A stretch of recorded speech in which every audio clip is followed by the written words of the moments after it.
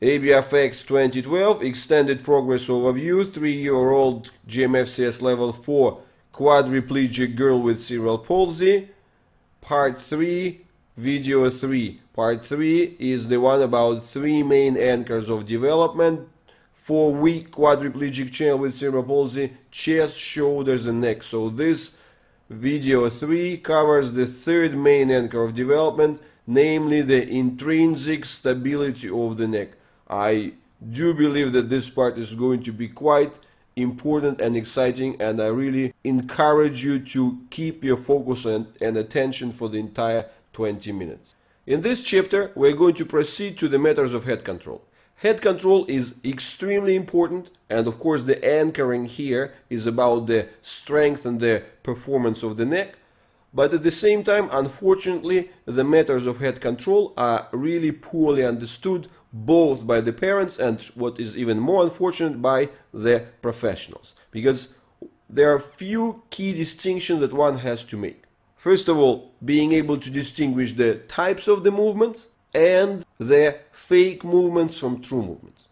Well, before we dive into the specific details, I think that their overall situation is quite obvious. Head position has changed significantly.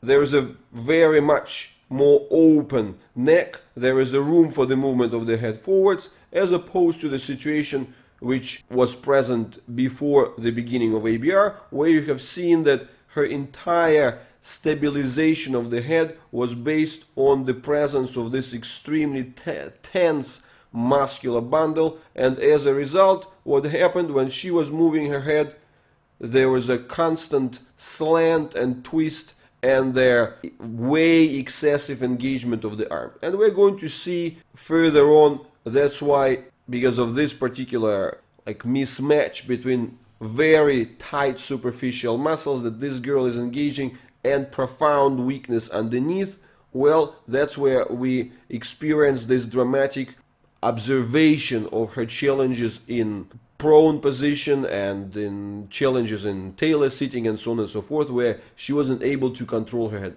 placement. Let me bring some clarity and summarize for you the key notions of focus that you have to understand when one talks about the head control and the participation of the neck. The 3 main ideas are lifting, holding, and slowing down. Lifting is controlled acceleration. That's where the child is able either to lift the head from below when it's dropped forwards or bring it forwards when it's dropped backwards. Holding, well, it's a fixed position. And slowing down. Slowing down is the controlled deceleration. So this is the key. Deceleration, this ability to bring the falling element to stop, like using the brakes in the car. So in other words, lifting is about using the gas pedal in a controlled fashion. Slowing down is about using the brakes. And the key element for you to understand that the most important is slowing down, the deceleration, both forwards and backwards. The combinations and sequences, they could be very different, but the main thing is this: using the brakes. If your child gets the ability to start using the brakes, everything else is going to build around. And the opposite is true. If the brakes are not working, even temporary successes in lifting or in holding, they're not going to be long-lived, and they're going to be lost in a short space of time. So once we've listed the key elements of head control, lifting, holding, and slowing down, this is going to really help us to clarify the entire set of misconceptions about it that exist in the mind of most parents. You see, the key problem is that most of the parents, and unfortunately a lot of therapists, they confuse and they get overly focused on the idea of lifting. They confuse the head control with lifting. So they look at the situation like this one and say, oh wow, this girl is able to lift her head. What an amazing achievement. Well, I give you this picture for a reason. What happens here, this is not true lifting. This is the extreme tension. And that's why what happens, if I'm moving her, just gently rocking her by the pelvis, what happens? The head and the back and the entire body moves like a single unit. So this is not a true lifting. This is not a controlled acceleration. This is just the situation where this girl uses her movement intelligence, trying to gain at least some comfort in the position on the floor, and tries to explore the environment. But we shouldn't fool ourselves by believing that this is a head control. This is just the reflection of extreme single muscular tension. On this particular set we can see it very, very well. So the overall thing is that we have to give the credit to the intelligence of this girl for being able to figure out at least some controllable positions of her head using these absolutely wrong mechanisms. But we shouldn't fool ourselves and say, well, this is a head control. And what does it mean? That we shouldn't fool ourselves telling ourselves, well, let's encourage this head lifting, let's sort of tell ourselves that the head control is doing well, and so on and so forth. Unfortunately, that's what happens with most of the families. They just say, oh, we're showing her a toy, she's lifting her head. Well, this is a profound mistake. When you look at the head control, the most important thing is the presence of counterbalancing, the ability to get not just simply the hold of the head, because you can see here she's not holding the head as such, she's doing a lot more. She's able to slow down and get the movement which goes against the direction of challenge. So she is being moved forwards, I'm moving her body forwards, but what is she doing? She is able to get the counter movement of her head, slow the head down. So she doesn't allow her head to fall forwards, but at the same time, well, what is she able to do? She doesn't throw it backwards neither. So in this situation, this is the essence of the control. The ability to slow down, the ability to get this component. Lifting itself gives credit to the child for being smart, but it gives no credits to you as a therapist or as a supervisor, as a person who is supposed to understand what's going on, and confusing this with the head control. Because this is just a very expensive effort which is not going to last and which doesn't lead anywhere. So that's why whenever this girl needed the combined action, where she needed to actually engage the head together with the arms in the proper fashion, well, that's what we've seen. We've seen complete collapse and inability to use. And you see, I repeated test after test, and it's always the same thing. It's a collapse. And once again, seating is more challenging, seating is more difficult to control, and nonetheless, we can observe that she's doing extremely well. She's able to bring her head in the direction opposite to the movement, make this kind of counter wave between the trunk and the head, and thus do the counterbalance. And this is the dramatic contrast from what she was doing before, because previously she exhibited the paradoxical reaction, right? So as I was moving her forwards, what was happening? So she didn't get this ability to slow herself down. She was actually arched with her back and respectively arched with her head. So she was trying to save herself in this uncomfortable position by using the extreme stiffness. And I'm bringing you the zoom in so you can see how tense she is in the view before and how relaxed she is in the new position. So this is the very important reflection of the strength of the neck, where the strength comes from deep from within rather than being just based on the tightness of the superficial muscles. And no matter what position, what test we were to look at before, right, that was happening. So this is the key situation. She understands, she wants to keep her head, she's intelligent enough to get this, right? But then what happens? As the body goes down, she just throws the head in the opposite direction by just trying to save herself. So she's not able to do the real counterbalancing. And I hope that you can see the dramatic difference between these actions, the way that the head responds before and the way that the head responds 1 year later. So, and of course the outcome is very different. So this is a competent and confident sitting with support, whilst previously what was that? That was just a fall down. So again, this girl is very smart. She's trying to hold the head via this extreme muscle tension, but again, this is not head control. And therefore, I want really to make sure that you understand that the essence of the head control, the essence, the most important thing that you as a parent have to be celebrating and developing is not this ability to lift the head stiffly. This is of zero value. Again, it gives credit to the child for his intelligence, but gives no credit to you as the supervisor, as the person who is in charge of this child's development. What you have to celebrate the ability to slow down. And the best demonstration of this ability to slow down comes with the movement of the head backwards.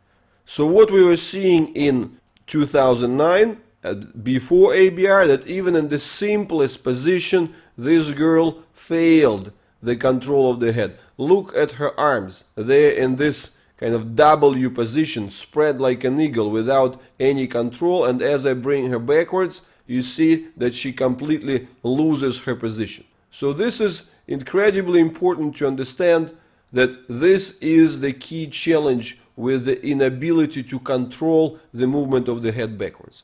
And what we are seeing just 1 year later, once the core strengthening of the neck took place, and of course this is sitting position, this is more difficult, and what you're observing here, wonderful starting movement, right? You see, I'm bringing her body downwards. What she's able to do, she's able to follow it, but she's able to follow it separately. Then she stops, looks around, continues the movement.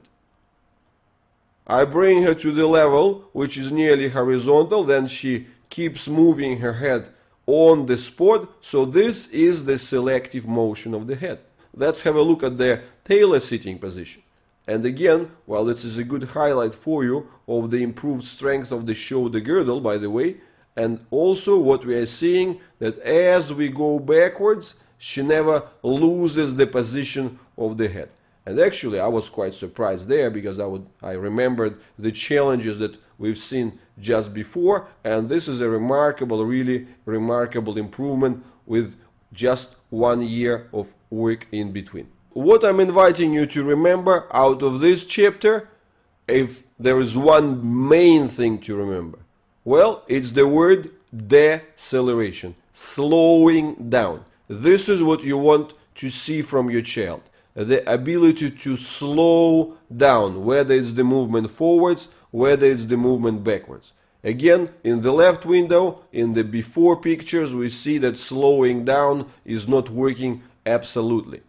And in the 2010, 1 year after, we are seeing these beautiful transitions of the head and nice controlled slowing down, whether it's done with the support by the trunk or whether it's done with the support by the arm.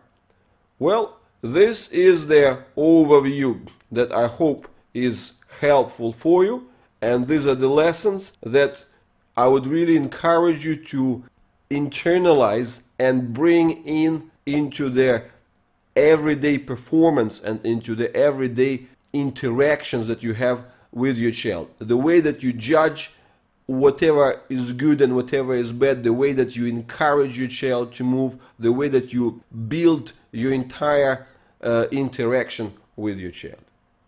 The main message that I really want to make clear for you is to change your perspective of what is really important and what the priorities should be for quadriplegic child. Because unfortunately, in today's world, the entire rehabilitation process for quadriplegic children as well is excessively focused and even, I would say, excessively obsessed with the hands and feet and with the functional performances, with attempts to put these children to standing or even produce some walking on this. And I find this particularly profoundly wrong, Because if you don't respect the fundamentals, if you don't get your priorities right, your child is going to deteriorate, as clearly shown by GMFCS curves. Quadriplegic child does not get better if the core is not addressed. And this is the central message. And I hope that this narrative, these illustrations that I brought you through this case and through the other cases make it very clear that you need to focus on three most essential areas. You need to strengthen the chest or the trunk and the connection that it has all around. The connections with the arms and then the connection with the head. So the three key components: head control, arms attachment, proper strength of the trunk. These are the essentials. If you don't address them, your child is going to be in trouble. But on the other hand, these videos show you very clearly, if you do focus your priorities in the right place, if you address the core, then the great things happen. Your child's development gets massive developmental boost. Spontaneous development takes place because it opens the opportunity for the entire set of spontaneous improvements. And these cases, I hope, illustrated quite clearly. So thank you very much for your attention, for staying with me that long. And at the end, once again, I wanted to remind you that this incredible progress has been achieved by ordinary parents, just like yourself, not by medical professionals. These parents learned ABR techniques and applied at home. So can you. Your child needs your skilled help. I hope that this message is getting clearer, and I hope that you are starting to realize that you are able to do a lot more than you have previously thought. Thank you very much for completing this video. I hope it has been helpful. It helped you to understand your child's needs better. And I'd like to ask you for a favor. I hope that we can have a dialogue, because so-called social media, Facebook, YouTube, Twitter, and so on, provides all sorts of feedback tools. Like and dislike buttons, you can leave comments, you can share videos with your friends. In other words, it allows us to have a real two-way interaction, instead of me just being a talking head or a voice behind the slides and the photos, and you being just a faceless click for me. Because I put a lot of time and effort into making these videos, hoping that as a parent of a child with cerebral palsy, you can get both education and inspiration from them. So I'd really appreciate if you can spend a few seconds and express your opinion. What you've got out of it, positive or negative, helpful or not, worth sharing, and so on. The key thing is to hear your voice and to interact. Thank you very much. I really appreciate your time and effort for doing this.